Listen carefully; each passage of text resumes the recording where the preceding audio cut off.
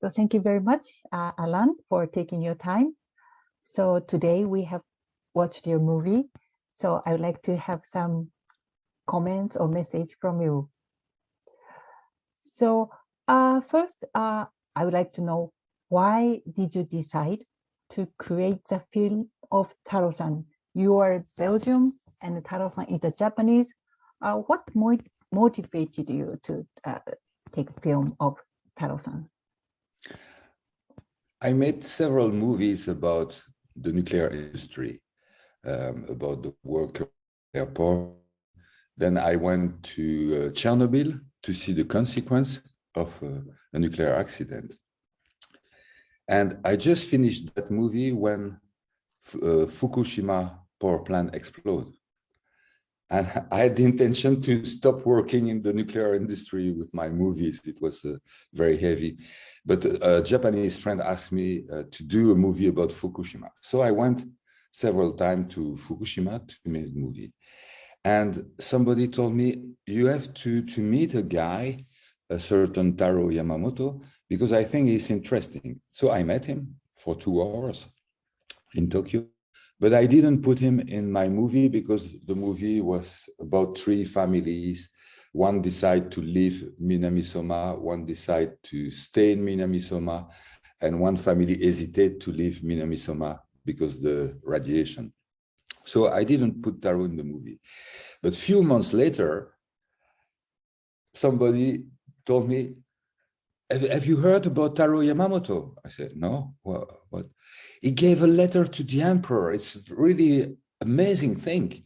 I said, oh my God, this guy is somebody. He dared to do something.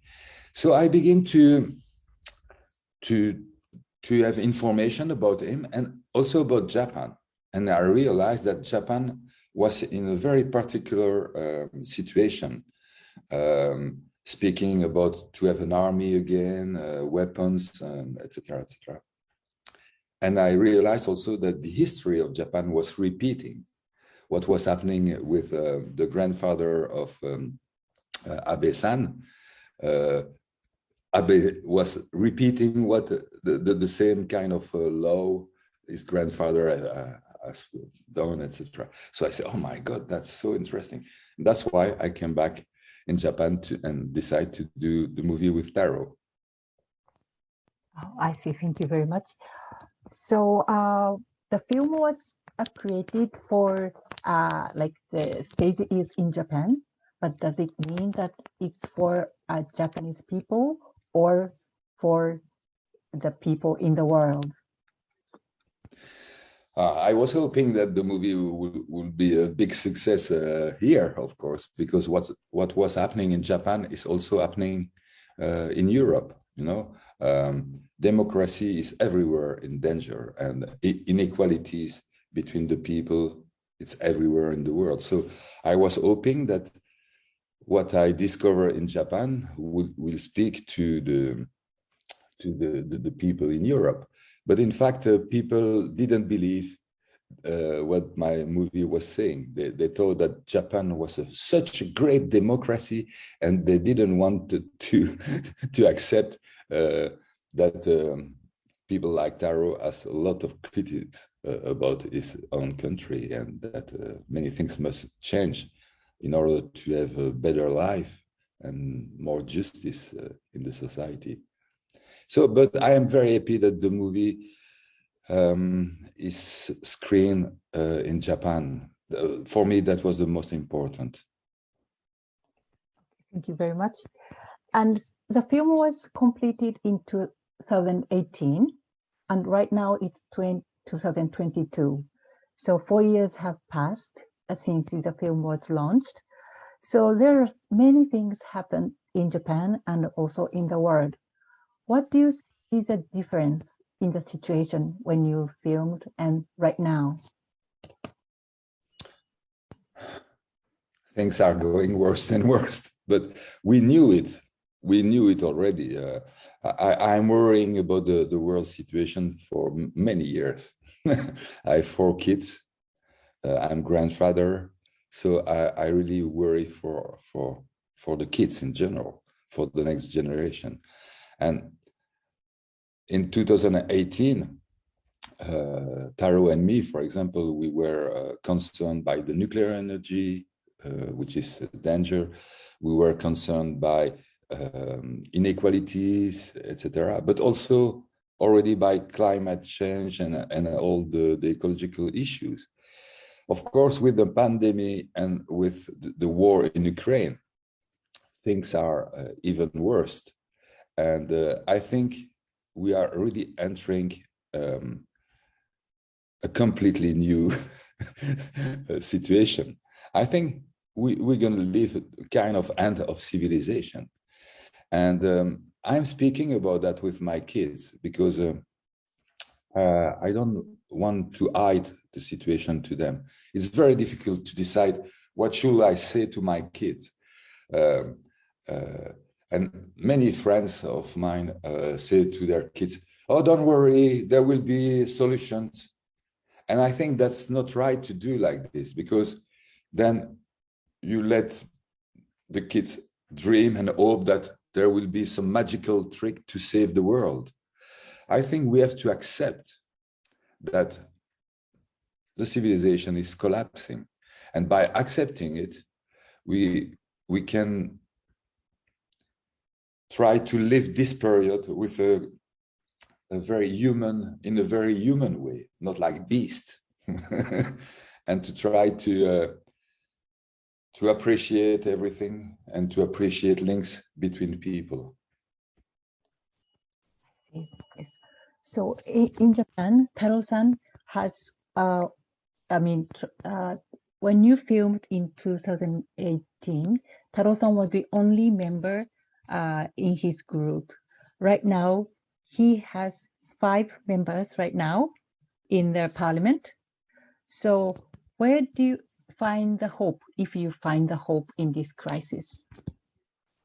Or not only in Japan, but in the world?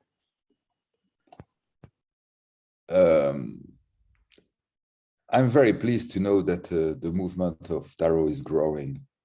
And the day he will be prime minister, I will come again to shoot the second part of my movie. And he will be one day. I'm quite convinced. And, you know, courage is to fight when you know that the situation is hopeless. And that's what Taro is doing.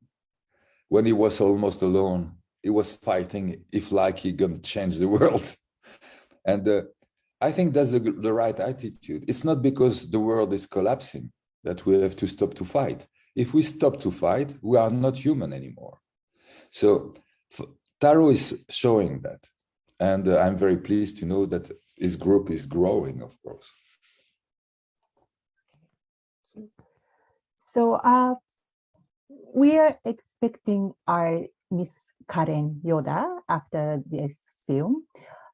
She's a gender minority and fighting for the human rights for those minorities. So what is your thought on the minorities in Europe or in the world, whichever? If we don't respect minorities, it means there is no democracy. So that's why to fight for any kind of minorities is absolutely necessary. Look in Russia for the moment. You cannot be homosexual. You have a lot of trouble.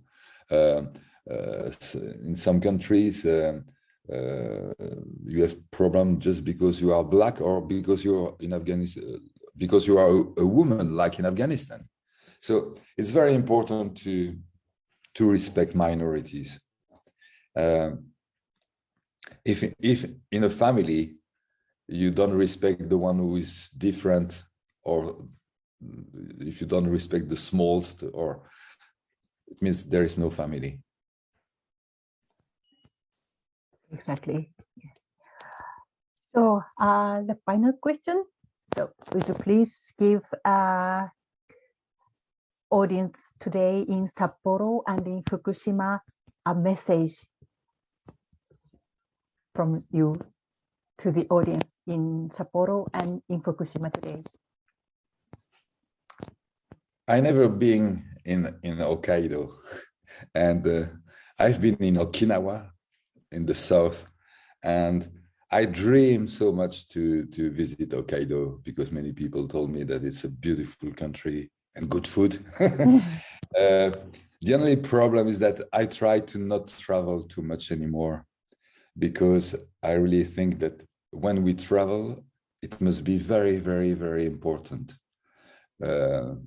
because I don't want to spoil oil anymore. But I love so much to come back to Japan, a country that I love very, very much. Thank you very much. Thank you.